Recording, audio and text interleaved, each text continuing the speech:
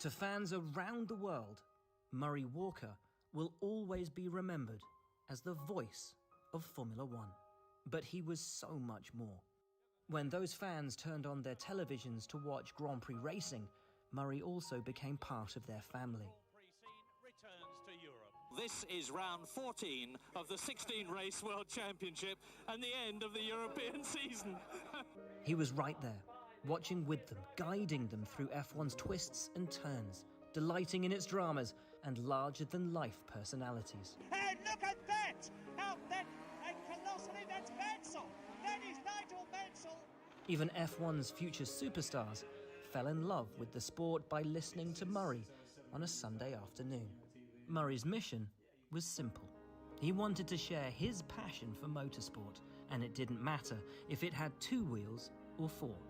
Murray just wanted to talk about it. To put it very mildly indeed. He told the story of Britain's golden era of bikes, from Mike Hailwood to Barry Sheene. So when Murray arrived in Formula One in 1978, he already had a way with words. It wasn't only the years honing his commentary, but a career in advertising too, where he had an ear for catchy slogans. Remarkably, Murray had fitted broadcasting around his day job until he retired. Meanwhile, the dramas brewing in Formula One, both on and off the track, were the perfect backdrop for Murray's distinctive talents.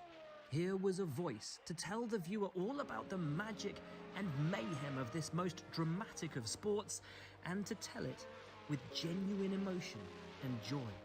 You've joined us at a tremendously dramatic moment! My goodness, what excitement at Monaco! In 1980, James Hunt, the charismatic 1976 world champion, joined Murray in the BBC commentary box. Like most F1 teammates, there were moments of friction, and the pair had to share a microphone so they didn't both talk at once. But over time, their chalk and cheese pairing became one of Formula One's famous double acts. Murray, the pants-on-fire commentator, and Hunt, the laid-back but no-nonsense analyst. And Prost has yet to take his fellow Frenchman, René Arnoux, who says, the reason I'm going so slow these days is that I'm used to turbo cars, and these normally aspirated engine cars are a very different kettle of fish to drive, he says. And all I can say to that is bull. So anyway, there goes Arnoux. Many of the drivers Murray talked about on track seemed to adore him too. He respected all the drivers and told their stories with care and attention. Murray said no other driver gave him more drama to describe than Nigel Mansell. Murray providing the soundtrack as Mansell Mania swept Formula One to unprecedented levels of fandom in the United Kingdom. They'll both go out! And Mansell is furious! Nigel, first of all, will you carefully and slowly take your hat off? You've got an enormous bump on your head. Can you let them see it? I don't know whether... There you go. Right up there. Oh, I'm sorry. A family tie connected Damon Hill with Murray. He commentated on his father Graham Hill's own stellar career and followed Damon's from the start. And when Damon finally won the world title in 1996, the emotion was only too real. Damon Hill is the world champion of 1996, and I've got to stop because I've got a lump in my throat. Late in his career, Murray formed a formidable new partnership with Martin Brundle, the duo guiding fans through the early years of Michael Schumacher's dominant Ferrari reign. And when Murray retired from the commentary box in 2001, Michael happily agreed to one more interview with Murray to mark the occasion. Yeah, here we are. Here's Michael Schumacher. Oh, Michael. I'd like to thank you for all the job you have done for us so far. God, I don't know what to say. Michael Schumacher's just given me a bottle of champagne, which has been signed by all the drivers. Thank you very much indeed, Michael. Martin, bless you.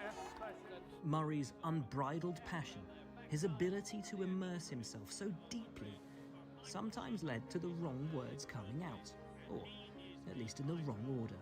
3 lights, 4 lights, 5 laps. Pause! These verbal hiccups became affectionately known as Murrayisms. Perhaps it baffled Murray slightly that these peculiarities became, in their own way, another one of his hallmarks. It's the German Grand Prix in Hocken. Bernie, it's some 17 years since you bought McLaren. What do you remember best? I don't remember buying McLaren. For nearly 25 years, Murray Walker lent his voice to Formula One. And what he said always came from the heart. It was never work to Murray. It was never just commentating. It was simply telling the world about something he loved. And for that, the world loved Murray too.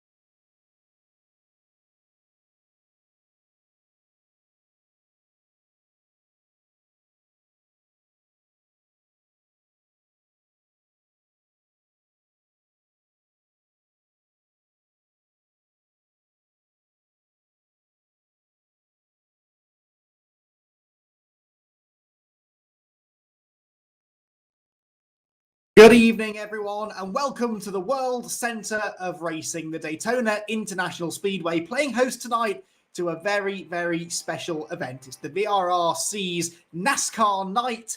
And, well, beyond that, I don't know what else to tell you, quite frankly, because no one really knows what the next hour and a half or so has in store for us exactly. It's a new car and a new track to many of the drivers, a completely new style of racing for them to try and wrap their heads around.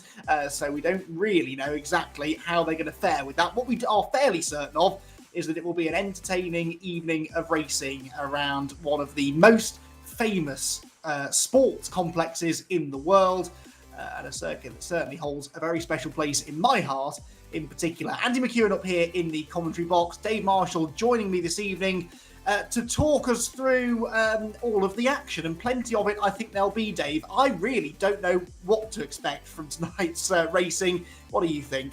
Yeah, pleasure as always in the comms box, and I don't really know what to expect either. If I'm truly honest, I'm completely new to NASCAR. I've obviously seen the YouTube clips of, the big spins and the flaps lifting up if a car goes sideways, but regarding actual racing, sorry to say, I've never sat down and watched an entire NASCAR race.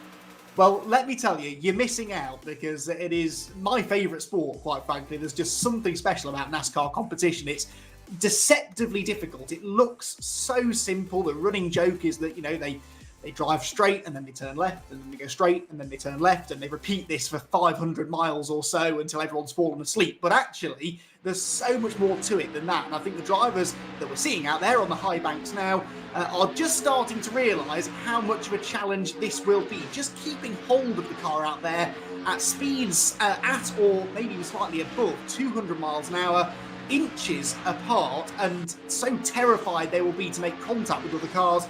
You know what the consequences of that can be. It's not just physically demanding, Dave, but psychologically as well. Yeah, definitely. I don't really know what goes through a driver's head in real life to compete in the sport. It's absolutely mental chasing, however many cars at 200 miles an hour around a bank corner, and all you can really see is you're following a fridge in front of you. It's very much a case of, I think the drivers in real life are mental. And it replicates that a little bit in this sim world, as we see there a huge crash to start qualifying there. It's I don't know what to really say. 200 mile an hour, a banked circuit with drivers running inches together. I think we're definitely going to see more of them crashes, aren't we, Andy? I think it's probably worth putting some money on that. I would agree with you. What we should hopefully see as well is some close competition. The nature of the racing around this 2.5 mile speedway relies heavily on drafting, and if you can hold your car in the draft, in the slipstream of the car or cars ahead of you, then that is definitely to your advantage. You will obviously gain a significant speed boost from running in the draft, and if we do get a group of cars fighting for position in the final few laps, then positioning yourself in the right place in the line is really crucial. You're really leading going on to the final lap here at Daytona is not the place to be. You are a sitting duck to the cars behind, but we're anticipating a fair bit of chaos, so maybe it might be possible for one or two drivers to break away from the pack. As I say, this is all stuff that we're going to try and learn as we go through the pair of races later on tonight. What we're seeing right now is qualifying taking place. A 15-minute qualifying session. This will set the grid for race number 1, which is 20 minutes, and then we have a second 20-minute race at the end of the night with a full reversed grid. So no matter what your experience or speed level is, you will get one moment at least in the spotlight. Yeah, we're definitely going to see action. Well, to be fair, I was going to say race 2 will definitely bring us action, but I think looking at this, race 1's definitely going to bring us action, isn't it, Andy? I mean, I think what you said before, we can definitely put money on the fact that, you know, there's definitely going to be carnage at least from the start of the race, if not here in qualifying as well. I mean, you know, the closing speeds I'm seeing here, you know, when you're in the draft of one of them cars and there's a car not in the draft on circuit, that must be a 20 mile an hour difference in speed. So, yeah, really testing for a driver, that is. Yes, indeed. That is the closing rate is something that can cause trouble quite frequently. If you get a run on a car ahead, then you sort of have to pull out and try and pass. If you just try and settle in behind them, you have to sort of scrub off so much speed to avoid running into the back of them, and bump drafting is not allowed. It would be if this were real NASCAR, but these cars are just so unstable out on track. They've been trying bump drafting in practice, and it almost always ends in a sizable accident. So no bump drafting allowed. That means they're not allowed to push another car around the track. I know that sounds insane at 200 miles an hour, but that is the kind of thing you would see in real NASCAR races at this famous racetrack. Right then, let's take a look at the time, shall we? We are just past the 5-minute mark. Obviously, it doesn't take too long to get a good few laps under your belt round here, so we do have some representative times in already, and it's Rob Butler who, as is so often the case, no matter what car it is that you plug him into, he is at the top of the times, but by a very narrow margin. Max Edmondson just 2 1,000ths of a second behind him, as Lawrence Davey follows Stuart Lines there into the wall, coming off turn 4, and fast track straight back to the pit lane. But yeah, Rob Butler and Max Edmondson, I'm pretty sure we're working together there. So were Stuart Lines, who goes 4th, and David Simon. That is another pair that were sort of tucked up there in the draft. You are going to need a drafting partner to set a quick lap time in this qualifying session. That is for sure. And Stuart Lines and David Simon there using that to good effect to jump into the top 5. Yeah, I mean, to be fair, Andy, I'm really used to, you know, doing the sim sort of driving where you go out on a circuit, and if you get a toe on your quali lap, it's absolutely ideal. It's maybe worth 1/10 to 2/10. Here we're seeing a gap of, what's that, over 1.5 seconds between 3rd and 4th at the moment. So, you know, it's really opening my eyes to how important a toe is around a circuit like this. I mean, you know, it's very much a case of, if you don't have a towing partner here going into the race, you're going to find it very hard to get near the front, aren't you? Yeah, absolutely. It pays to have friends out there. If you've got someone that is going to be dedicated to working with you, then you can pull out and pass anyone that you like, really, as long as you have that dedicated drafting partner. But that in itself can so easily go wrong. If you get too close to your drafting partner and hit them, then the chances are you'll both end up in the wall, and that won't benefit either of you.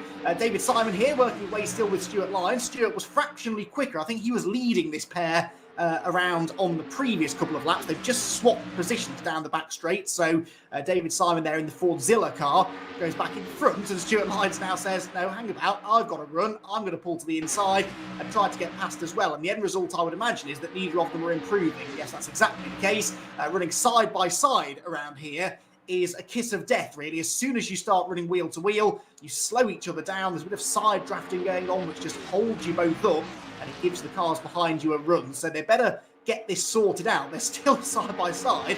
This isn't the race yet, boys. This is only qualifying, and you would be better off working together. Yeah, definitely that. I mean, this is very strange tactics. You can see, the difference in line choice. David Simon very high on the bank, but I think that's only because Stuart Lyons was in the bottom. But yeah, Stuart Lyons, you can see, I think he just keeps trying to set himself up behind David on the start-finish line to get a good run for the start of the lap. And then David can't help himself. He wants to tuck in and get the slipstream as well and get an equally good lap time. So, yeah, I think definitely what you're saying there, Randy. The drivers almost need to realise to work together instead of against each other, especially in qualifying. Yeah, that's what Dan Zelos is doing here. He's found a drafting partner. I'm not sure who that is in front of us, but we are riding on board with Dan Zelos, who comes off turn number 4. They both run right up to the wall, gets a run, and that time he had too much of a run to sit behind the other car. Falls down low, and Dan Zelos might be able to improve on 9th place. It's a personal best. He stays in 9th spot for the time being. That is about 1.9 seconds off the pole position, given how tight it is inside the top 3 there, with the top 3 drivers, Rob Butler, Max Edmondson and Jordan Brennan, covered by just 0.2 of a second. It's quite interesting that there's then this big gulf back to 4th and 5th place, Lawrence Davey and Lewis Brown, who have set an almost identical lap time, and then another gulf of 0.7 back to Stuart Lyons, David Simon, Senna Proctor and Dan Zelos. So we're definitely seeing a few drivers, I think, here, Dave, who are taking to this quicker than others. Yeah, I think that's definitely the case. And you know what? It just shows racecraft and strategy and, being on the grid and being aware of where drivers are to create that gap, but then also not to come out in completely no man's land, because we're seeing how important that draft is. It requires that sort of racecraft and awareness. And Senna Proctor, we usually see him on the British touring car grid. He definitely has that. Unfortunately, ran a slight bit wide there. And ran into the wall, but I'll be sure he'll be straight back out of them pits and trying to tuck back into that Dan Zelos group to try and get into that slipstream and push himself further up the grid. Yeah, that's another good point as well. We're seeing a lot of pairs of drivers working together, but actually the more cars you get together in a group, the faster you should go, as long as you're organised enough to make it work. If you can get a group of 5 or 6 cars running single file around the bottom of the track, that should actually be the fastest way around. There was one car down on the apron there going into turn 1 that definitely wasn't taking the fastest route around the track. Reverse gear, I think, had been selected there for whoever that was. That might well have been Andrew Carroll, who I think had had a moment there going into turn number 1. David Simon has lost his drafting partner now, Stuart Lyons, because Stuart Lyons is pitted, as have most of the drivers. Now, Dave, I know you've spent a bit of time out there in the sim driving these cars around the track. How big a factor is tyre wear? Because in real life at Daytona these days, and since it's been resurfaced, tyre wear isn't really too big a factor, but it looks like maybe there's a bit of lap time in fresh tyres here. Yeah, to be honest with you, Andy, I would say tyre wear does come as a little bit of a factor, but to be fair, keeping it on the grid and making sure you keep out that wall is the bigger factor realistically. The drivers, 3 wide on a track, for all it looks quite wide on the stream, I'm telling you now, when you're doing 200 miles an hour around these embanked corners, the weight in the wheel is exceptional with the force feedback. And if you're 3 abreast going around one of these embanked corners, keeping it on the track is the challenge, regardless of tyre wear.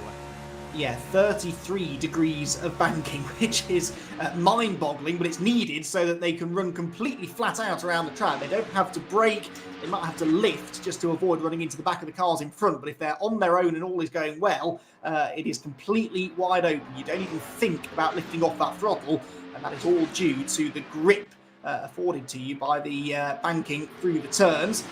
Rich Hayden here, we're seeing, working away down the back stretch. Good to see Rich out there in the NASCAR. I'm not sure how much he's enjoying himself right now. 2.2 seconds off the pace. He's 12th of the 13 cars that have set a time. And no one at the moment can get anywhere near Rob Butler or Max Edmondson. Butler's been in the pit lane for a little while now as well.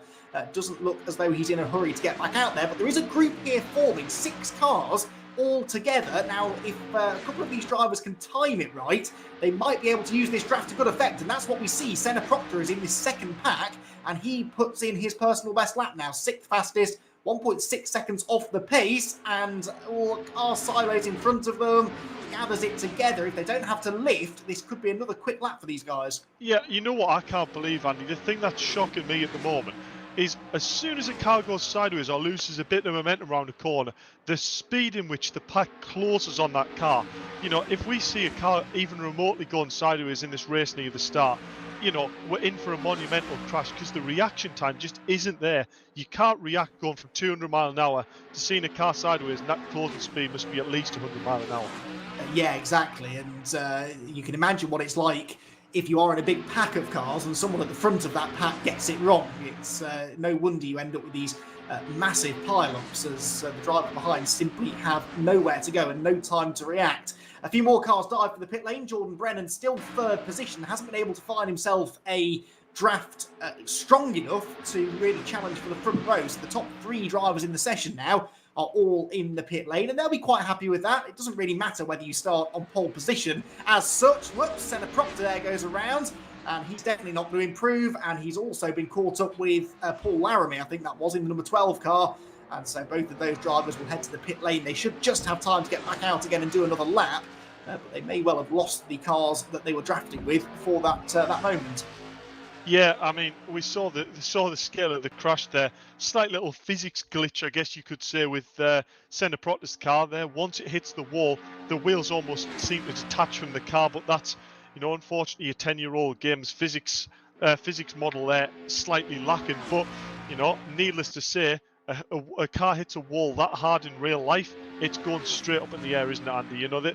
The crash is definitely, not over-exaggerated in this game. Just sometimes the physics engine's a little bit dodgy. But yeah, huge crash that from Senna Proctor there, and I would imagine that's not the only one we're going to see tonight.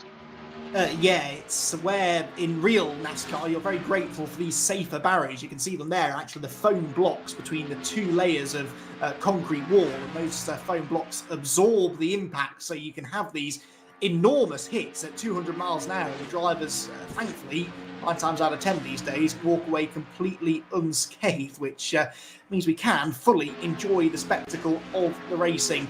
Into the closing stages of qualifying now, just 20 seconds left on the clock. I don't think we'll see any changes right at the sharp end. Lawrence Davey and Lewis Brown might be able to improve from 4th and 5th, but Andrew Carroll comes through 11th fastest at the moment and just squeezes one more lap in. Now, Andrew's got those 2 cars ahead of him. I'd say they're about the perfect distance in front of him for him to still get the advantage of the draft without actually catching them fully before the end of the lap. So we'll keep an eye on Andrew. Maybe he can find another 10th or so on his final lap, as other drivers now are seeing the checkered flag. Butler, Edmondson and Brennan have completed their sessions. So has Senna Proctor. Kenny Prest here, I think, was the last driver to start a flying lap, and he could do, with some help here, 2.3 seconds off the pace. Kenny, at the moment, would be tailing the field at the start of race 1. Yeah, I mean, notice Andy Carroll's car there. It's quite a distinctive car, isn't it, really? I mean, I believe, if we get a close-up of the car at some point, I believe it's a double-decker colour scheme, as in the actual chocolate bar, which is, really quite a unique sort of thing to see. I don't know whether it's a more popular thing in NASCAR. I'm sure you'll able to tell us, Andy, but, it's not very often that we see in sort of the likes of touring cars or anything like that, a sponsor like double-decker. Oh, yeah. Well, I mean, sponsorship is such a huge part of NASCAR, and these multi-billion-pound corporations will get involved in NASCAR through sponsorship. And yeah, it's not uncommon to see your favourite confection brand adorning the side of a stock car. Right, the qualifying session is over. Rob Butler does get the pole position. Then he'll start from the front of the grid for race number 1, which I remind you will be a 20-minute race. So a timed race. That's something a bit different for NASCAR. Usually these races would run to a set number of laps, but we're doing them as time certain races tonight. So Rob Butler and Max Edmondson will be starting from the front of the grid for that 20-minute race. And Rob Butler, I think, in a moment or 2, will be able to have a chat with Dave Marshall. We'll get the thoughts then of the man who is about to start from pole position. Yeah, we'll jump down and have a word with him now, shall we, Andy? Yeah, that sounds like a good idea. Rob, I think, is ready for us. And we'll get his thoughts and see just how anxious he is ahead of, whatever the next 20 minutes are about to bring. Right, so as we're down in the podium box, as you said, Rob Butler, pole by 0.002 of a second. Rob, I mean, it's not very often you get a time gap that close in qualifying, is it really? No, that Edmondson really needs to get good, doesn't he? He's missing a bit. He's a bit slow. Nah, look, it was teamwork. So it was good. Yeah, I mean, I guess I could ask you about strategy for the race, but I think it goes sort of without saying, really. I take the strategy is, get your head down, work with the drivers behind you and try and go forward, because I think creating that gap in NASCAR is the big key, isn't it? It's trying to break away from that pack and then working together to keep driving it. Yeah, well, look, we're no NASCAR experts, so we'll hopefully keep it out of the wall, Dave, and yeah, we'll be all right.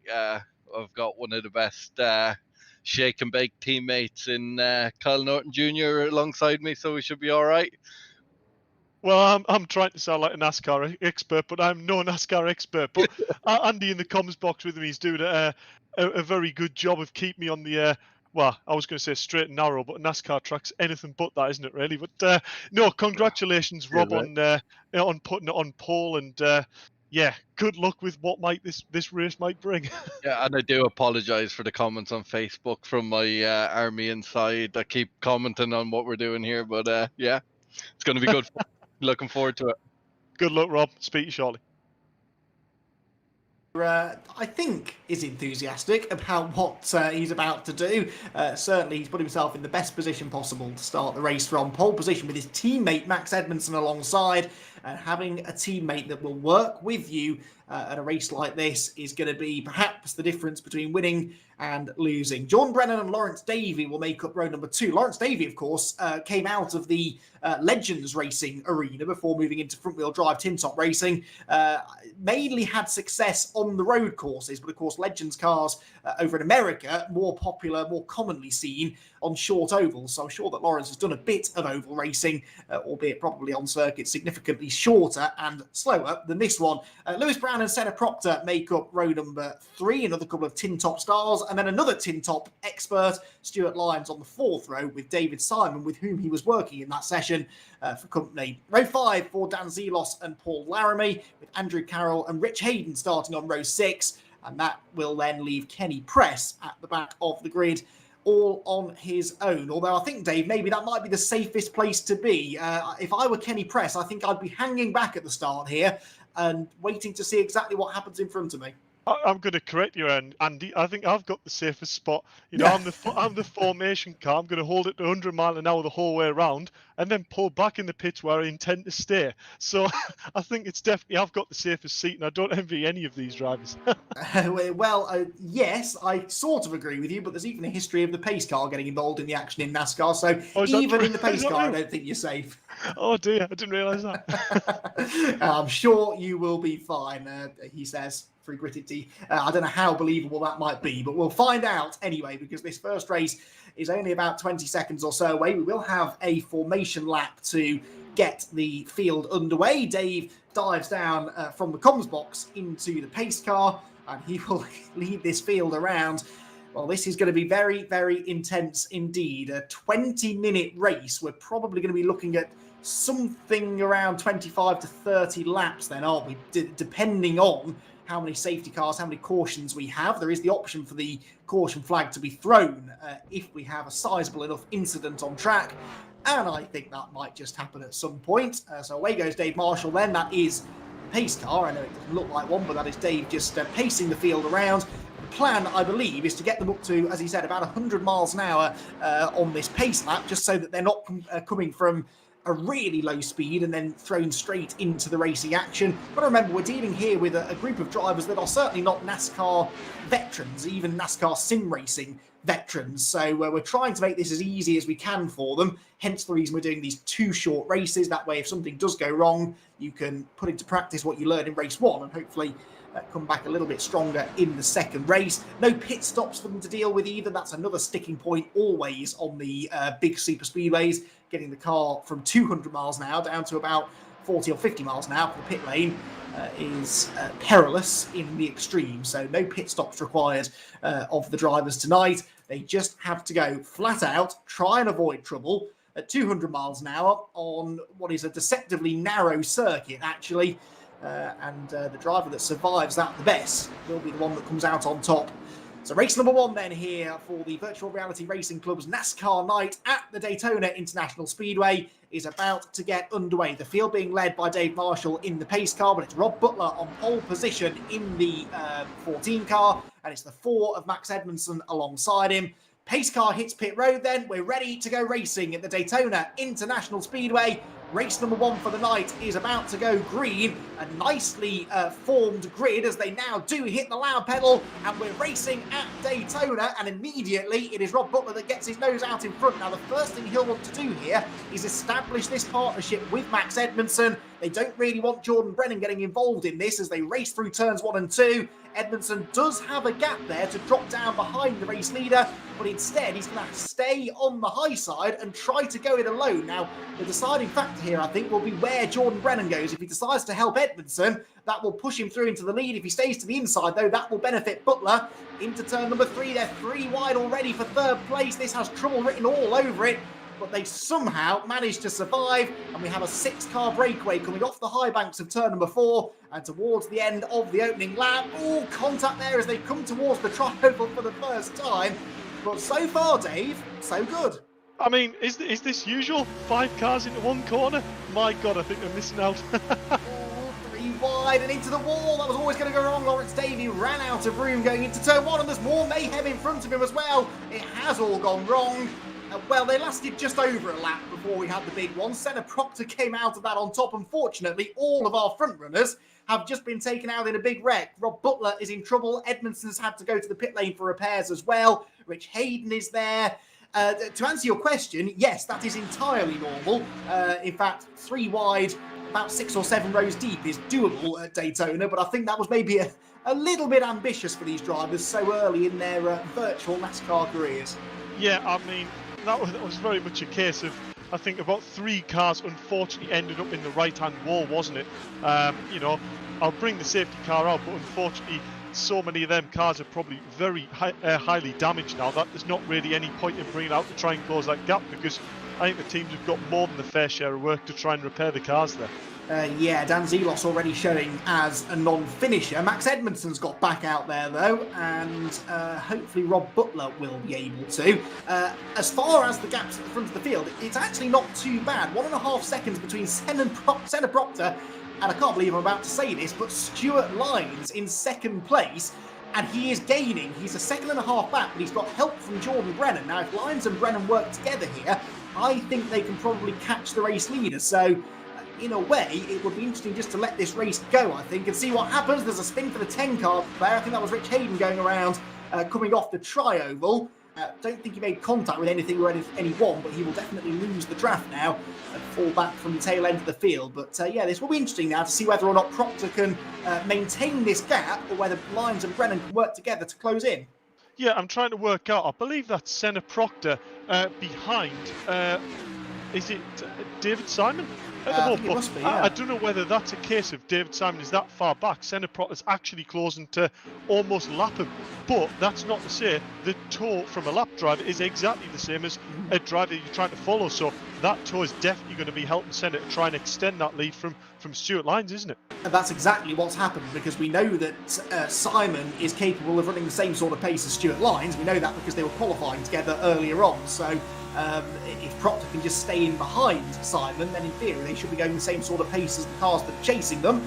Paul Laramie here goes into 4th place ahead of Andrew Carroll, and these two are both reeling in Lynes and Brennan. So actually these are the danger men, really, aren't they? If they can clear Lynes and Brennan quickly, they might be able to go after Proctor, but they still haven't decided who's going to be 4th place, because Carroll fights back on the outside. Laramie sends it on the inside into turn 3. This is not productive, though. I feel like reaching into my screen and just giving them a quick telling off myself, because they are running side by side and losing time to the cars ahead of them. If they just work together, they, I think, would have pace to catch the leaders. Yeah, they really are hindering themselves here, aren't they? You know, that valuable tow that could be there. You know, they're clear that they're on a similar sort of pace. The driving lines are good, and yet they're just not tucking in and working with each other to really close that gap. Meanwhile, I've noticed Brennan is further up the road, who's actually just overtaken Stuart Lynes for 2nd place. Now, Brennan did seem to have really good pace in qualifying, but Stuart Lynes has also proven himself as a bit of a NASCAR expert, isn't he, Andy?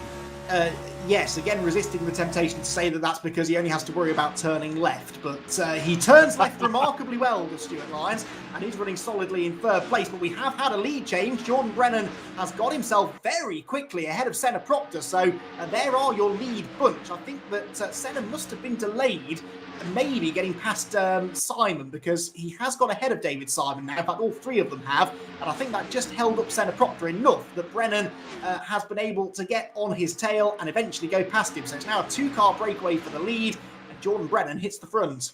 Yeah, definitely. I mean, we can see here, Jordan Brennan, to get past Senna Proctor that quickly, as you say, maybe he got caught a little bit there by David Simon, but Brennan is the man on the move. He's already opened up 3 and a bit seconds from when he passed Stuart Lyons there. To open up 4 seconds in, what was that, 2 laps? Jordan is definitely a one to watch here. But saying that, Senna Proctor maybe starting to realise how NASCAR works now, as we see Jordan Brennan in the wall, into the side of Senna Proctor, both cars into the wall. Stuart Lyons might end up with a lead. What were you just saying about Senna Proctor getting the hang of this NASCAR thing? Unfortunately, when you get turned sideways at 200 miles an hour, there's very little you can do about it. You're absolutely right, though. Stuart Lyons has somehow found himself in the lead of the race, but that is Paul Laramie moving alongside to take the lead straight back from him. And Andrew Carroll, who was nowhere a handful of laps ago, is right there with them. We have a 3-car breakaway. Kenny Press is 4th. And Jordan Brennan has recovered from that moment in 5th place. Senna Proctor's dropped a long way back, though, about 15 or 16 seconds back from the race lead now is Senna Proctor. And this is the battle for the race lead. 3 cars together. We're almost halfway through this race. And to be fair, Dave, this has been a lot better than I thought it would be. We still have a pretty competitive race here at the front. My God, I can't believe we're halfway through already, Andy. The action for this, it's like watching sort of the first lap antics of racing, all the way through the race. This is just constant side-by-side action. A huge battle here between Paul Laramie and Stuart Lyons. And what we're noticing is 2 drivers that are very much not working with themselves here. They're battling hard by hard. Stuart Lyons is unfortunately in the wall, and I believe that's Andy Cowell up into 2nd with Paul Laramie in 1st place. Oh dear, well, as soon as a driver finds themselves near the front, they seem to find a way of throwing it away, don't they? So Stuart Lyons, the latest to have to fast track back to the pit lane for repairs. And you're right, it is now Andrew Carroll and Paul Laramie debating the race lead. They've got a 7-second cushion over Kenny Press. So, again, I know I sound like a broken record here, but if they just stopped racing side by side and going 3 wide around a back marker, they would have the pace to maintain this lead, and then they could just sort it out between themselves in the last few laps of the race. I think that might be what happens now. Laramie's got the lead. Carroll, no, is not going to settle in behind. He pulls back to the outside again. It's so tempting, though, isn't it? You get in that draft, and you suddenly pick up it feels like about 30 or 40 horsepower, and you just want to go somewhere with that momentum. But as soon as you pull out of the draft, you hit a wall of air and you can't go anywhere. So if you are going to pull out to make the pass, you've got to be confident you can complete it. Yeah, and the thing I'm noticing is, we obviously saw Jordan have a huge crash there, Jordan Brennan. Senna Proctor did as well. And look, they're not that far behind. Sat there at the moment in 4th and 5th place. Kenny Press there. What an excellent performance by Kenny so far. Just keeping out of danger, just plodding on, getting the laps under, and he's found himself in 3rd place. Yeah, I mean, this is a race of attrition, as we kind of expected it to be. And we were saying all along, weren't we, that if you can just stay on the track and not get involved in too many accidents, you can probably look your way into a pretty good result. And to be fair, that is a genuine NASCAR tactic. Frequently we see drivers at these big super speedways in the real world NASCAR competitions opt deliberately to just sit at the back of the field for the first 400 miles and then only start moving forwards after the big wrecks have happened and after the field has got towards the end of the race. Contact between teammates there, I think that was, as Lawrence Davey goes past Lewis Brown because Brown got turned into the wall. I think there was a bit of bump drafting gone wrong. That is exactly why the drivers have been told they're not supposed to be bump drafting, because the cars are too unstable to handle it. And I think Lewis Brown just found out exactly how unstable they are. Yeah, I mean, we said bump drafting, is something that we don't really want to see the drivers doing. You can see how easy it is for the car to get under the back bumper there and just start to turn the car in front, as it does in real life. But unfortunately, the game, you don't feel it going quite as early as you do in real life, so it's maybe slightly harder to catch. But we are noticing here, Paul Laramie and Andy Carroll, for all they're not working together, Andy, here, they're quite happy to just go side by side the whole way around the grid. Now, is this a tactic in the way that both keep out of trouble? You know, one of them is not going to have then the ridiculous closing speed on the other car. But are we going to now see this in the final stages start to heat up and then they start to battle each other? Well, yes, you might be onto something there. They might feel actually safer doing this. I know that sounds daft, but they, as you said, don't have to worry about running nose to tail. That way you don't have to deal with the draft at the closing speed, and if the car in front has a moment, you're not going to run straight into the back of them. But then, you know, my answer to that is that if you're driving behind someone and you're going way too quickly and you're going to hit them, then there are two pedals in that cockpit. You can hit the brake as well as the accelerator. So maybe this might be the safer option, but it's certainly not the quickest option. Having said that, they're not losing time, actually. Kenny Press is not lapping as quickly as these two because he has no drafting help whatsoever. He's 9 seconds behind these two and 9 seconds ahead of Senna Proctor in fourth position. Lawrence Davey is fifth. David Simon is sixth with Rich Hayden seventh. And they are now all pretty well spread out. So the best battle is this one for the lead. And despite the fact they're running side by side, their lap times aren't suffering yet. No, definitely not. And you know what you said before, Kenny Press has sat there in third. He's kept himself out of trouble. He's not really closing on these lead two. These lead two, if I'm honest, are playing an absolute blinder here. Just side by side, happy biding the time, getting them laps run down, let the clock run down, and then they can maybe battle on the last 1 or 2 laps. But to be fair, we know there's a reverse grid. So it's just sort of bring the points home. First and second's good. It's good prizes for the podium as well. You know, the money involved here. So to be fair, these drivers are probably actually quite happy just to sort of do what they're doing. Yeah, I mean, I suppose at some point they're going to have to start thinking about the end of the race and where you want to be. From what I've seen so far and how powerful the draft is out there tonight, you don't want to be leading onto that last lap, do you? Because the car behind it would be so easy for the second place car to generate that momentum, generate that run, and just drive straight past you. And when they do get that run, there is very little you can do to defend from it. They've sort of hit stalemate here. They've been running side by side for so long. But if Andrew Carroll were to just drop back by a few car lengths, get back in the draft, I think he'd be able to get past Laramie pretty quickly, and the same vice versa. So when you get into those final few laps, that's when the real chess game begins, isn't it? Where do you want to be going on to that last lap? Yeah, same vice versa, exactly. And I'm just looking now on the lap times. You know, that Senna Proctor gap, he's going to have to really put his pedal down. But last lap, he was 3/10 up in the car in front. So it's not out of the question that Senna could start to close that gap up under Kenny Press, you know, within the next 6 minutes and trying to get himself back on that podium spot. Yeah, that's a good point, actually. Senna is putting in some pretty decent laps. He was a couple of tenths quicker than Kenny Press on the previous lap, and that's impressive because, as far as I'm aware, neither of them have a draft. I think they've pretty much... Proctor is catching Jordan Brennan, I think, on the track. So Proctor will be getting a bit of a draft. Yeah, there you can see Senna is closing in on Jordan Brennan. A couple of seconds maybe between them at the moment, but that will be enough for Senna to get a little bit of a slipstream. And again on that lap, yeah, that was a really good lap, a 44.9 for Proctor. Kenny Press, a 46.6. So that is a big gain. The best thing Proctor can do here is sit in the draft of Jordan Brennan ahead, and he might be able to use that lapped car to challenge for third. Yeah, I didn't actually notice who that was in front, but, you know, Jordan Brennan was quite happy to give him a tow, you know, at the start of the race. So actually, Senna Proctor's got one of the best people in front to try and get into that slipstream and trying to go forward to make that move on Kenny. But, you know, I've got to point out, the top two are still, you know, they're almost pulling away from Kenny Press. So even though Senna's making his headway into Kenny, the chance of him getting second or first, unless if the first two have an altercation, you know, which we don't want to see, you know, it's basically going to be between them two drivers as who's going to come away with the win. Yes, we don't want to see the accident, but I kind of think we might, based on what we've seen so far. Well, you know, I've seen the odd NASCAR race at Daytona, and let's be honest, most of them do end in a shower of sparks as they run towards the start-finish line for the final time. So if we do get a clean finish, I'll be impressed. But I don't know if I'd hold my breath on that one. So Senna Proctor and Kenny Press, this fight for third that they're about to engage in might, by the end of the race, possibly become the fight for the race win. Senna Proctor on this lap, let's see what his lap time is in comparison with Kenny then. Kenny has already come across the start-finish line, I believe, and is the gap coming down. It is another chunk taken on that previous lap, a 46.7 for Press, a 46.5 for Senna Proctor. And Proctor's fastest lap of the race is nearly 2 full seconds quicker than Kenny Press. Proctor, though, does have a couple of cars closing in behind, doesn't he? Now, they are not for position, they're lapped cars, but if Senna has to start worrying about them, that's certainly not going to help him either. So, life about to get quite busy here, I think, for our touring car star.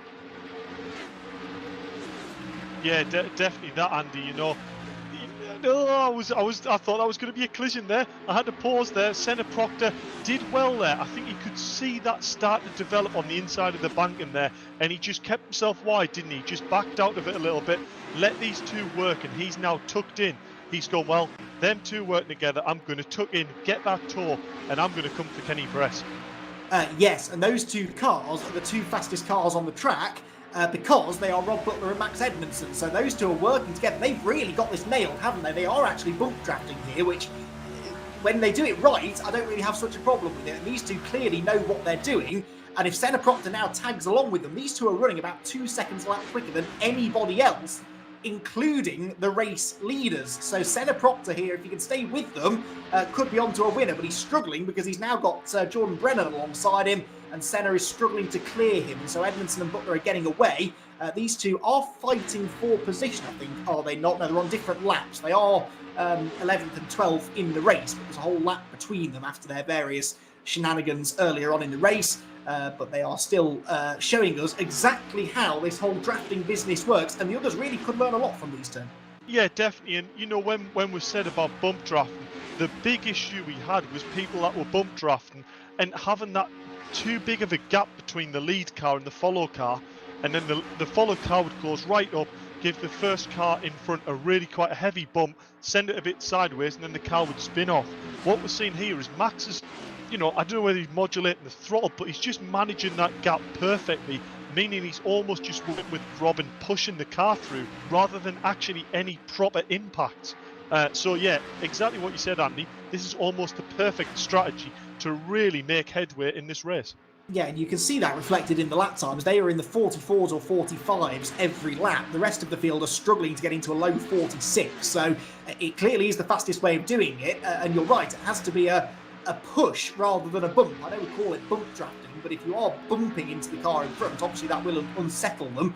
It needs to be a consistent push, and they will lift off the throttle. They'll be even using the brake a little bit just to make sure you don't hit the car in front too hard.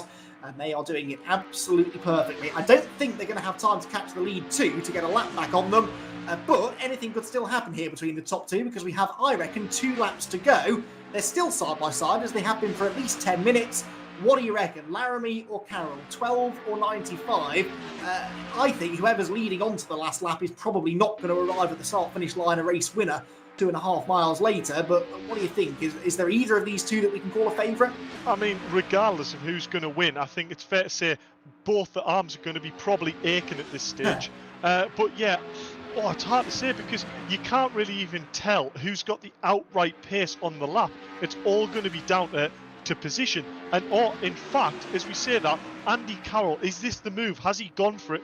Has he decided, right, get the head down now, 9 seconds before the clock ticks to 0, as we saw there? I believe, was that Paul Laramie who put it in the outside wall? Oh. It was. Andy Carroll, if he can keep this on track, this could be absolutely in the bag. The double-decker car is in the lead. Laramie thought he had played that perfectly. I thought he played it perfectly anyway, because he let Carroll go and then tucked him behind him. He got the run, he pulled to the high side, he looked like he was going to clear him, but just had too much speed into the corner and went up into the wall.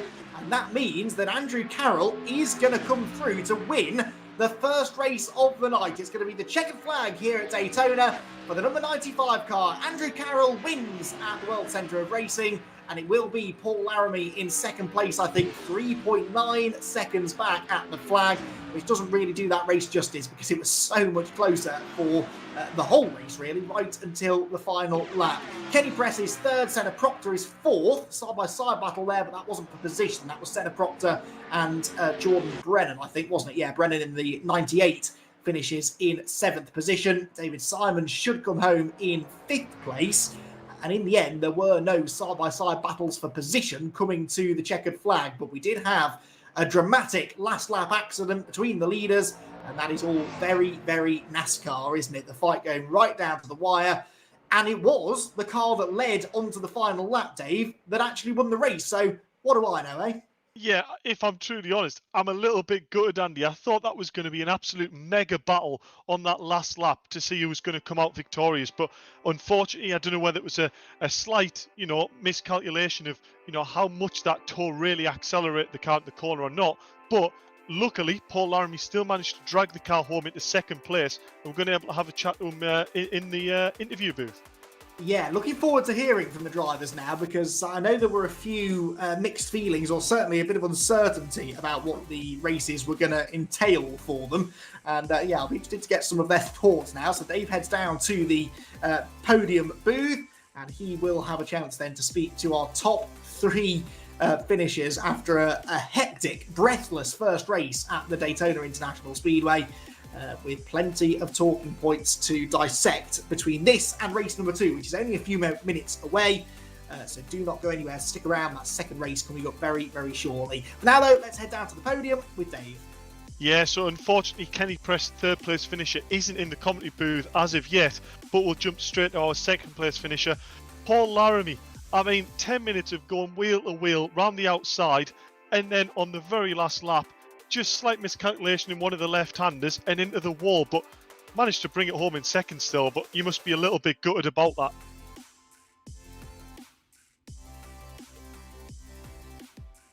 Is Paul Laramie there?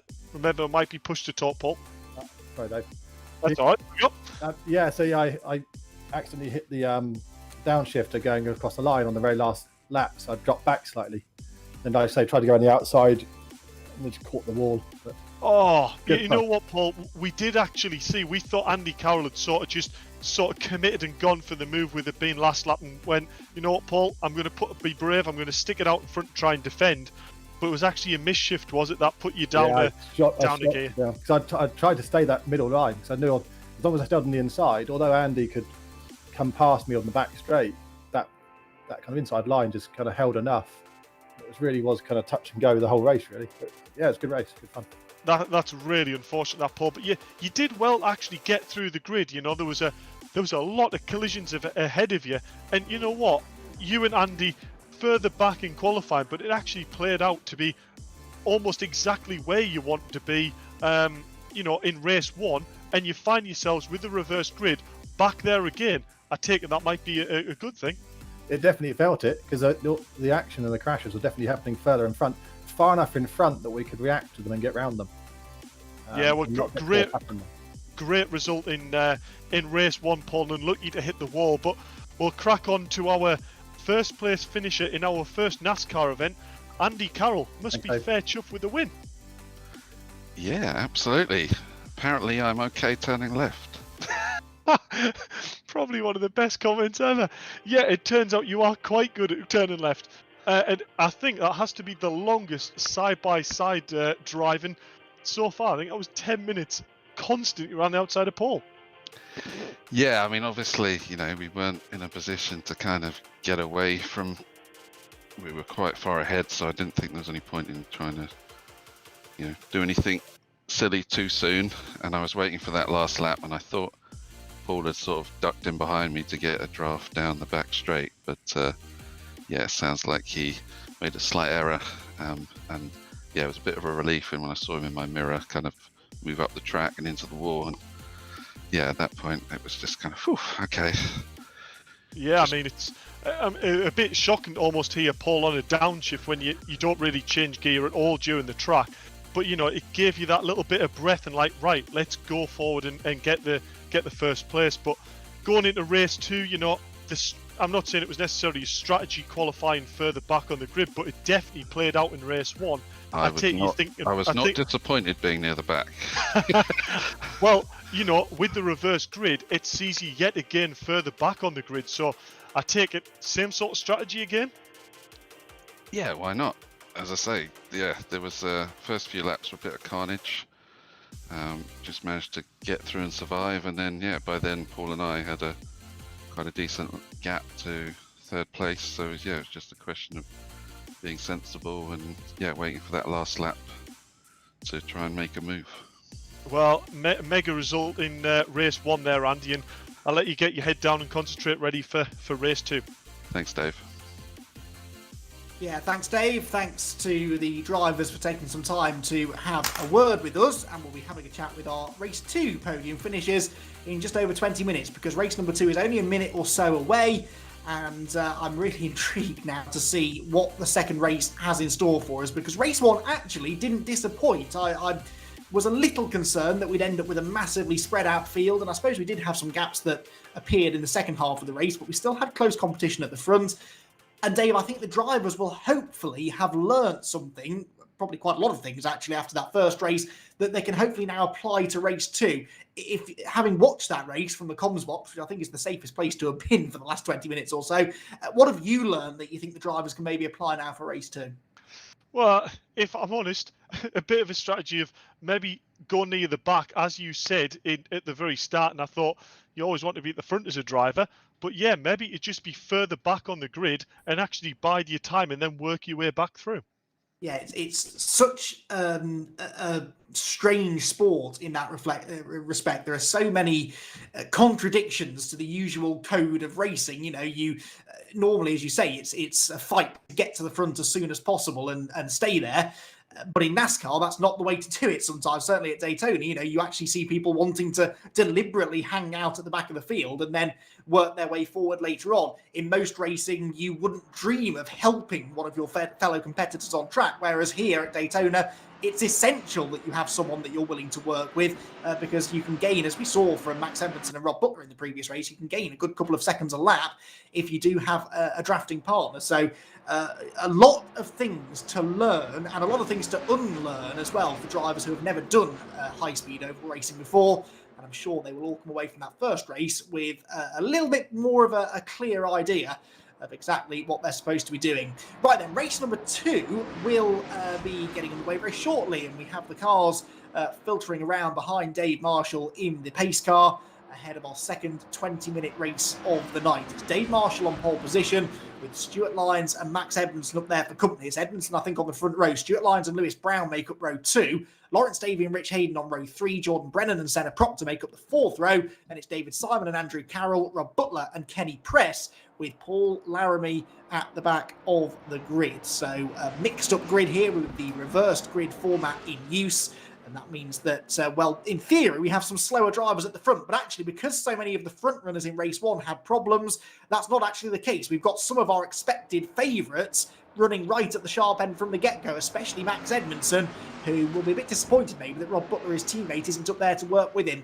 Right then, race number 2 of the night here at the Daytona International Speedway, about to go green. The field is led in 2x2 formation to the start-finish line by Max Edmondson, who launches off the line and establishes himself immediately as the race leader. Lawrence Davey in second position will slot in behind him. Stuart Lyons is trying to establish himself in third, but they're at least 2 wide for third place. It was almost 3 wide there as Jordan Brennan thought about going up the inside of the 2 cars in front of him, but it is thankfully a clean start. Speed building now off of turn 2. It'll take these cars nearly a full lap to get up to full speed, but when they get there, they will be at 200 miles an hour, they hope, from now until the finish of the race. And already the outside lane starts to form. There's contact. Edmondson sideways, Lyons is off into the grass.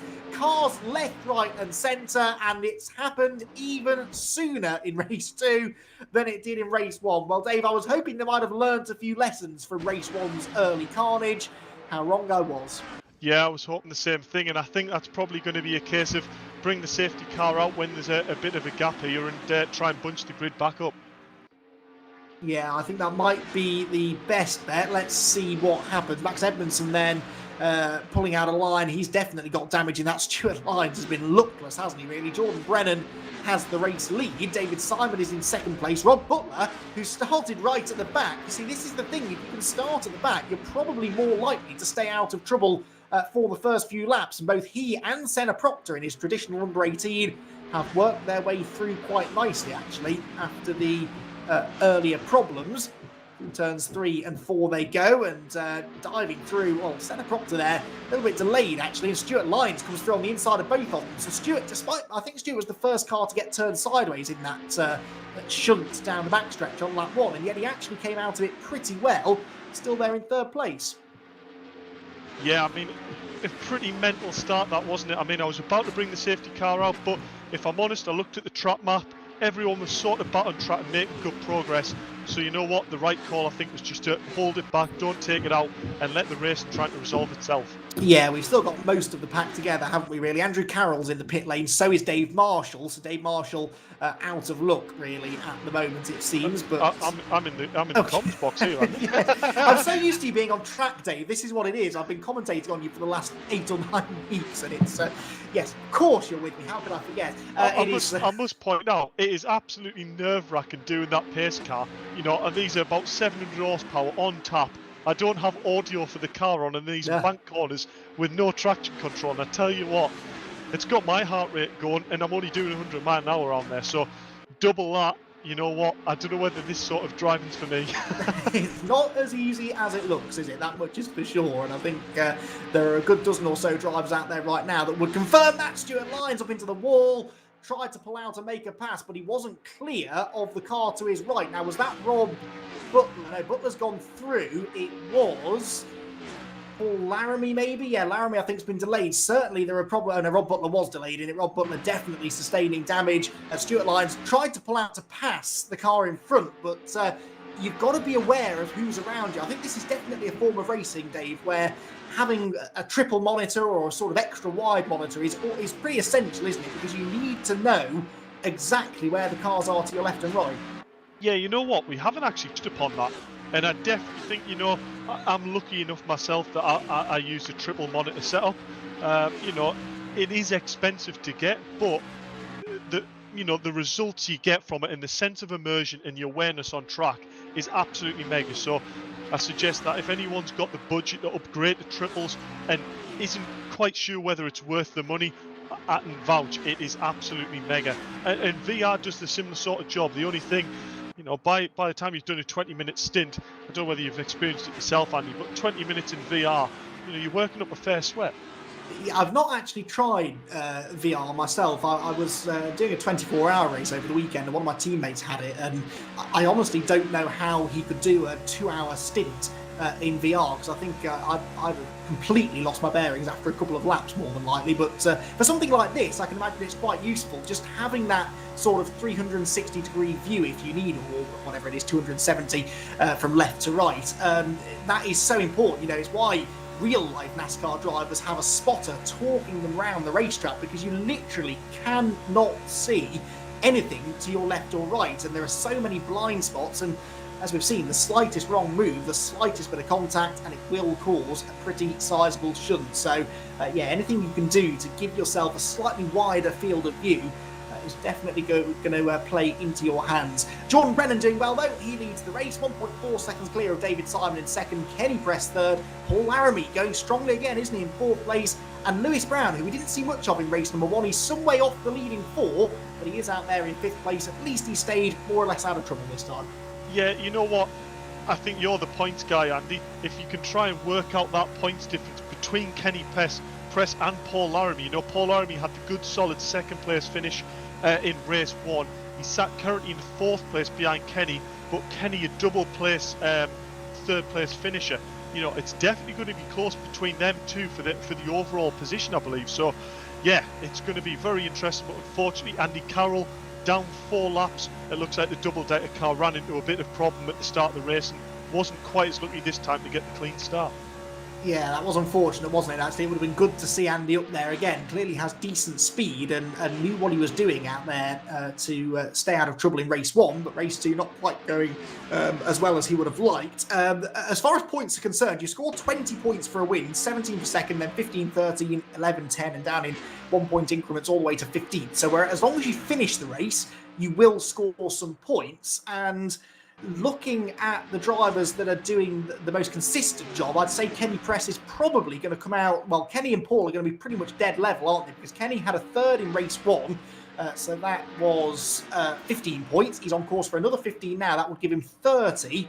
Now, Laramie was 2nd in the previous race, 17 points, but only 4th in this one. That would be 13, which is 30. So are they, correct me if I'm wrong, but I think that means they're both on the same number of points. So if Kenny can gain a place or Laramie, then that could be the deciding factor. Well, I wasn't expecting to have a bit of a stalemate after tonight, if I'm honest with you, Andy. I mean, yeah, as you say, currently they're both sat in on 30 points, which I believe it will be decided then by fastest lap. It's probably the only fair way of doing it. But other than that, you know, we've got Kenny Press here. Paul Laramie, he's starting to make edgeways into Kenny here, isn't he? He's brought it into 0.4 of a second off the back, or Kenny Press there just getting inside of the bank. That's when this car is really not very forgiving, you know. You get slightly off that bank and on the inside, and that rear end will rotate around faster than you know. Yeah, exactly. You've got to try and keep the car in the banking. It's there for a reason, and you're carrying so much speed through the corners that if you do unsettle the car, then it's very hard to catch it. But he did catch it, and look at the way that he's catching Kenny Press down the backstretch, really utilising that draft. Now, I don't know whether these two drivers will have done their maths, but if they have, they'll know the significance of this battle. I'm also interested to see whether they're catching the leaders, as here is the move to the inside. Paul Laramie makes his move off turn number 4 as they come across the start-finish line. Is he going to go through ahead of Kenny Press? Yes, he is. 12 ahead of 10. Teammates change positions, and it's Paul Laramie then that moves himself into a points-winning position, and Kenny Press gets too high going into turn 1, gets himself into the wall, and the car just sticks. It won't come off that wall.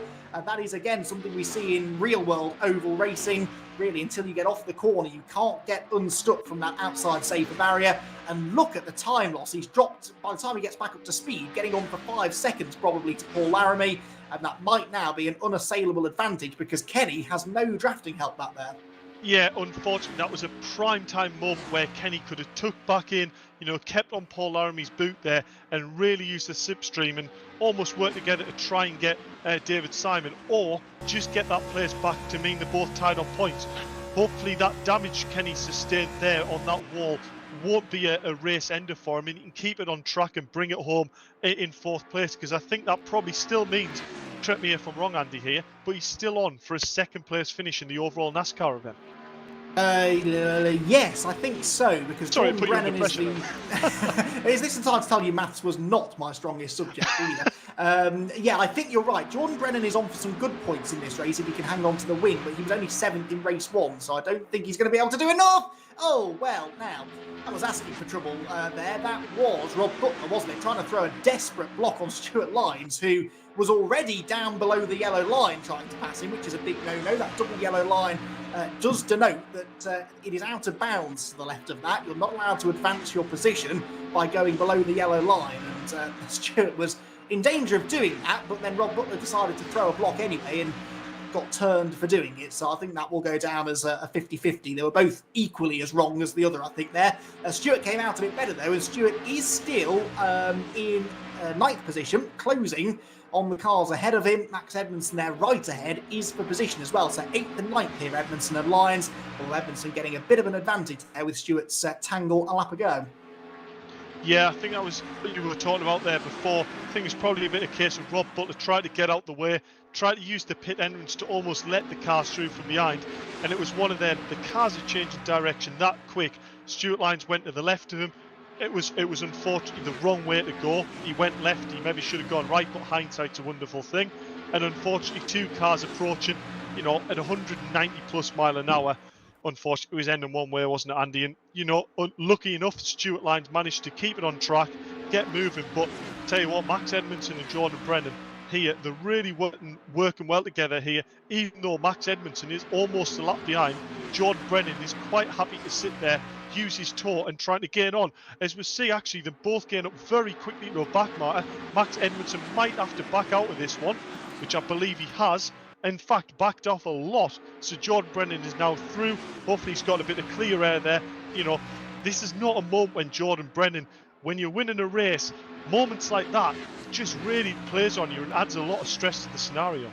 Yeah, exactly. In those lapped cars, you can use them to your advantage. Sometimes use them as a pick if you are side by side with someone and you can force that car you're racing with into the lane that's behind the slower car. Then they've got no choice but to lift. Of course, if they choose not to, that can then cause trouble as well. So we're into the final third of the race, would you believe? It's going by even quicker this second race, and Jordan Brennan is really impressing me here. He's gapping the rest of the field. His previous lap was nearly a full second quicker than David Simon in second place. Still Paul Laramie in third then, on for, provisionally we think, enough points to win the night. Kenny Press is fourth, Lewis Brown is fifth, Lawrence Davies sixth, Rich Hayden seventh, Max Edmondson is eighth position, and then Stuart Lyons we've been watching in ninth place with Rob Butler in 10th, but Rob is 6 laps down. We've got 6 cars, I think, on the lead lap. So Brennan, Simon, Laramie, Press, Brown and Davey, in theory, all still with a shot at this, but I just don't see anything happening here to Jordan Brennan. I realise I put the mockers on him by saying that, but he's got a 7.3 second gap, with only 6 minutes to go. That is a strong position to be in. You have indeed, and actually the battle I'm noticing is Paul Laramie is now within a second of David Simon, so whether David Simon has some form of damage here or he's struggling to get through the cars, Paul Laramie is having no bother of this. I tell you what, Paul Laramie might have just found his discipline. Yeah, he's clearly enjoying this NASCAR race, or he's got a knack for it anyway, and you will see that certain drivers do pick it up quicker than others, and this in and of itself is a unique form of NASCAR racing. Not every NASCAR race is like a race at Daytona. There are just 2 tracks in America that produce this sort of pack racing, slipstreaming frenzy. Daytona and Talladega, 2 of the most famous racetracks in the world, and they are a specialist kind of racetrack. And in real NASCAR competition, you see certain drivers that pick it up really quickly, and they can go on to dominate some of the biggest races in the sport. The most famous of those, of course, being the Daytona 500. And some drivers have been able to taste success there more than others. And maybe Paul Laramie, in the virtual world, is going to become one of those. He gets a good run on the cars ahead. He is now going to have a chance to move into second place, I think, isn't he, here, and really cement his position as the dominant driver of the night. David Simon ahead, but this lapped car in between them is going to make life difficult for them, isn't it? Because Laramie wants to make this move, but there's not just one, but there's 2 cars for him to try and negotiate. Yeah, definitely. I'm a bit on the edge of my seat here, if I'm honest. You know, we've got Rob Butler around the outside, who is a lapped car, but he's still wanting to go with David Simon, use his ton, keep ahead. Meanwhile, Paul Laramie, you know, if he realises what he's got here, he doesn't need to make this move, but he can't help it. The tow he's getting from the 2 cars in front is putting him right in this battle, Andy. Well, and now they're running side by side as well, which is even worse because he's literally got nowhere to go. He elects to stay to the inside of the road then, so he goes with David Simon, and maybe that'll drag him past the lapped car as they come through 1 and 2, and the lapped car nearly comes down into him. That could have spelled absolute disaster there as they came through turns 1 and 2 and back down the backstretch. Laramie sees a gap in the middle. This is brave. 3 wide here. No, bails out of it. Sensible stuff there from Laramie.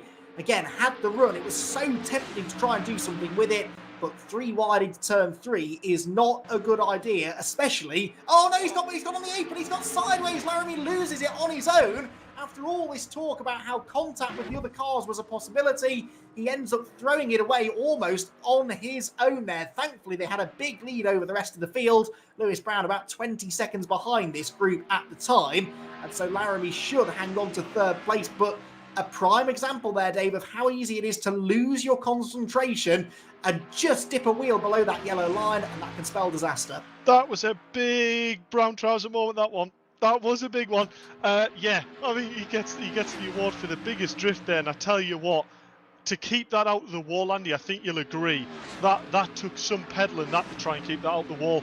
You know, I could almost see it happening, you know, the way David Simon and Rob Butler were battling still, you know, ahead. It's not a battle that, you know, Paul Laramie needed to be in.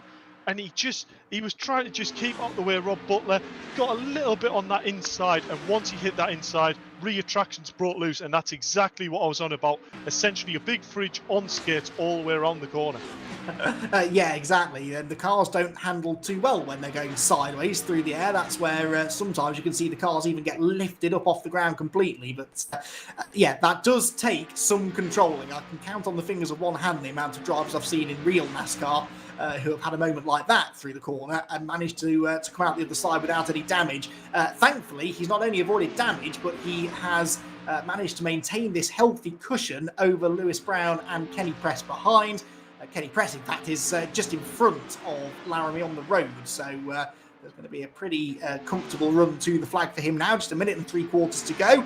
Rich Hayden here in 8th position. Now, he does have the chance here to gain another position. He's only a second behind Max Edmondson. You can see Max there in the pale blue and white car ahead. If Rich can get in the draft, he might yet be able to pick up one more place before the end. Yeah, you know what? Rich is in a bit of no man's land here. He's second, 1.2 seconds behind Max Edmondson. We've seen the speed Max Edmondson's got from qualifying. He's a great driver. If you can get in that tour, you'll go with him. But, you know, Max Edmondson, 21 seconds off the front of Lawrence Davey there.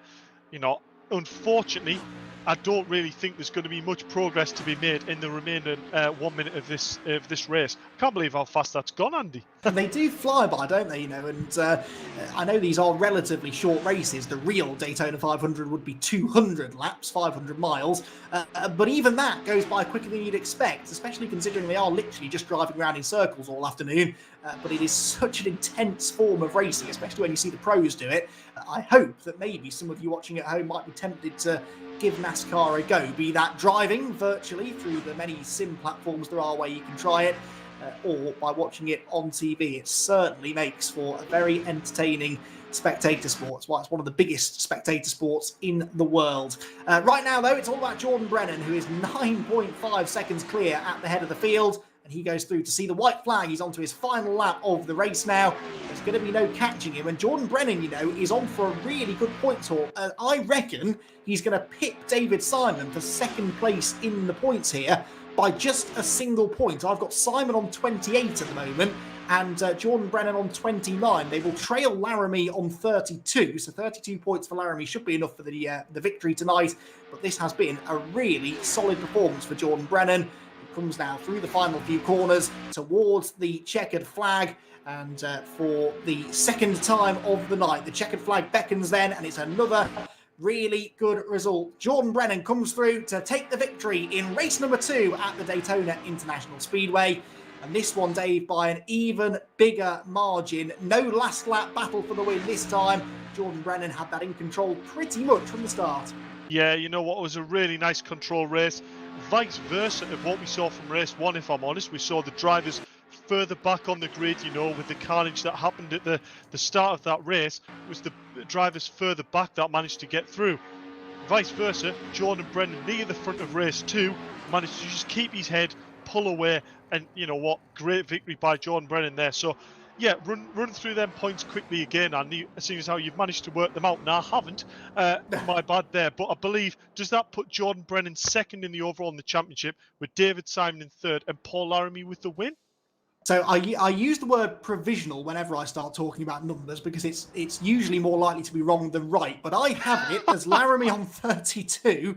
I couldn't even remember my own age yesterday, Dave. So come on, this is definitely testing me. We found common ground there, didn't we? I believe we both said Yes. we don't know whether we're 26 or 27, and ironically, born a month apart in the same year. So there you have it. There's something about that age. I think you just stop keeping count, don't you? But I have kept count of the points, or my spreadsheet has anyway. I have Laramie on 32, Brennan on 29, Simon on 28, Press on 26, and Brown on 21. So that should be your top 5. It is very tight, so a point either way could make a difference, but I'm pretty sure over the 2 races, certainly there's not much doubt about Paul Laramie. That was a pretty much perfect drive in that second race. And we will very shortly have another chance to hear from him because he is, I think, ready and waiting to have a word with Dave Marshall along with his fellow podium finishers. So let's hear from them now. We are. So first of all, we'll go to our second place finisher here of the race 2. David Simon, are we there? I believe you're muted currently. If David Simon can unmute himself. I believe that should be him there now. David Simon, do you come in? Hello. There we go. So second place in race 2 has actually meant you've crawled yourself provisionally up into third place in the overall for the NASCAR for tonight. I mean, you know, it was a good solid race 2 there. Not the race 1 you wanted, but you've made it count when it mattered, and it was a good point haul in race 2. Oh, it was brilliant. I mean, I was just like saying to myself, keep out of trouble, and then the trouble was ahead of me. So I just try to push myself through it, and then I had an awesome battle with Rob. I think he was a lap down, but it was still a great battle. Yeah, to be fair, we were spectating that, and you know, you had Rob Butler on the outside, you on the inside, and ever closing Paul Laramie right up behind you. You know, we were going 3-1 here. It doesn't really work, but you know, it was a huge moment by Paul behind, which just gave you the breathing room there. And you know, you and Rob seemed to, you know, continue battling, drive off, and you managed to keep it clean and bring home a second place. So well happy with that. Thank you. No bother, David. Congratulations, and we'll move on to our P1 race driver from race 2, Jordan Brennan. That's the race you wanted there, wasn't it? Yeah, it was a fun race. That I got a little bit caught out with that safety car call that didn't really happen, but I just massive help from my teammates, Max and Rob, to get that win. Yeah, you know what? I said this to David as well. It wasn't the race one that you wanted, but you know, it just showed splitting these races up into 220 minutes really helped. You know, the guys who maybe hadn't had the great race one there to do something in race 2 and show the pace that they do have. So, you know, mega drive, Jordan, to keep first place there and pull away by, I believe it was 10 seconds at the end. And it's good enough that it's brought you into second place provisionally in the overall championship for NASCAR as well. So, and a nice little second place there in the overall for you as well. I'll do nicely. It's been fun. Spot on, Jordan, and congratulations and thanks for racing with us tonight. And we'll move on to our third place in race 2, but our overall winner, Paul Laramie. You might have just found your discipline. Yeah, just don't do a race like to Andy. Don't do one that turns right. We're great. No, it was a good fun race. Like, I've managed to stay fairly clean. I was pushing and to get close to David. I knew I was catching up, and then just touched the left-hand wheel onto the apron and back end step round, and it was just a matter of trying to get it back straight again and not hit a wall. So yeah, I mean, I think at that point I did scream about a brown trouser moment. That was probably the biggest save we'd seen of the day, and to keep that out of the wall going sideways at probably 160 mile an hour, I take that was full lock and foot on the brake to keep that out the wall. Yeah, full lock, foot on the brake. Realised I wasn't going to hit the wall, and it was downshifting as I was meant to this time to pick back up again. So yeah, well chuffed. Well, honestly, Paul, huge congratulations to keep your nose clean. Bring it home in NASCAR with a second place and a third place, and that provisionally has brought you home as the NASCAR champion for tonight. So huge congratulations, Paul. Thanks, Dave. Thanks for VRRC. It's been lots of fun, and look forward to the next one. Congratulations, Paul. Cheers for that. Bye.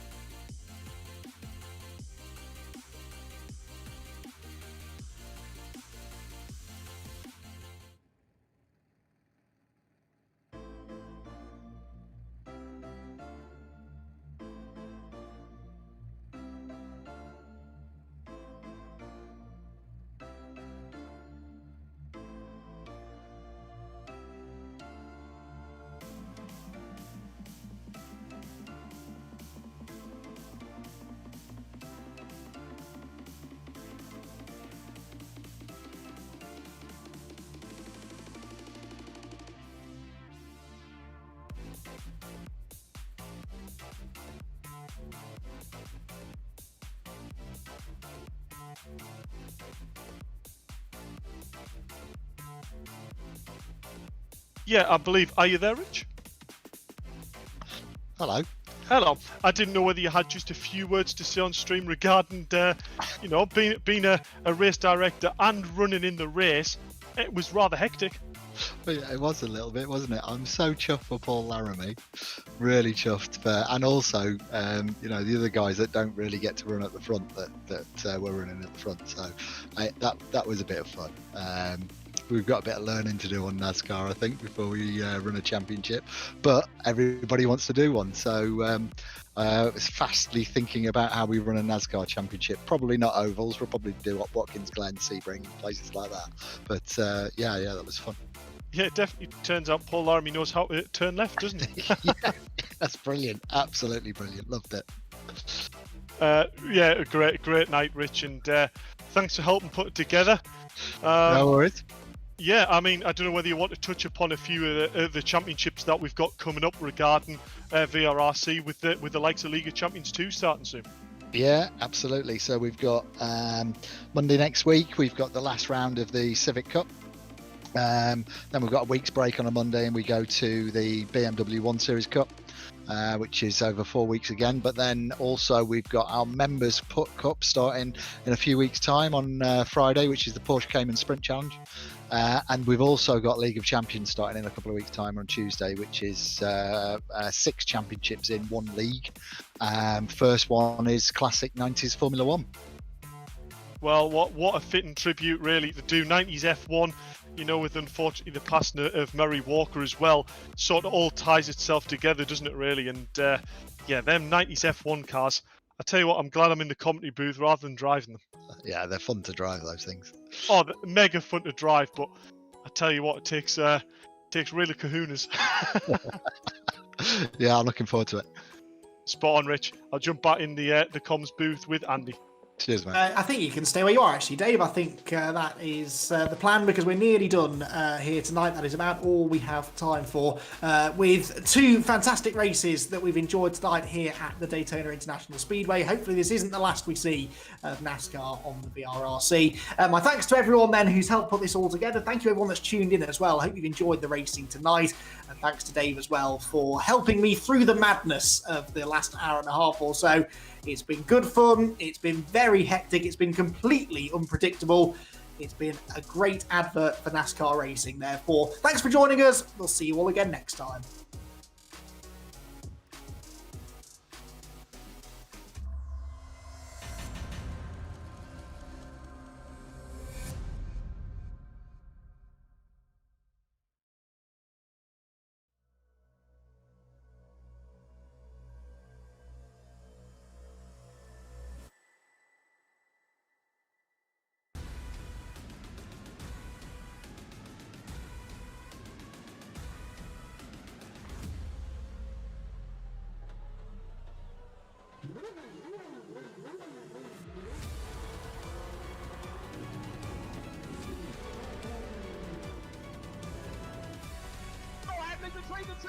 The inside of Coates. Parker gets too heavily involved. And that's Whitehead and Coates.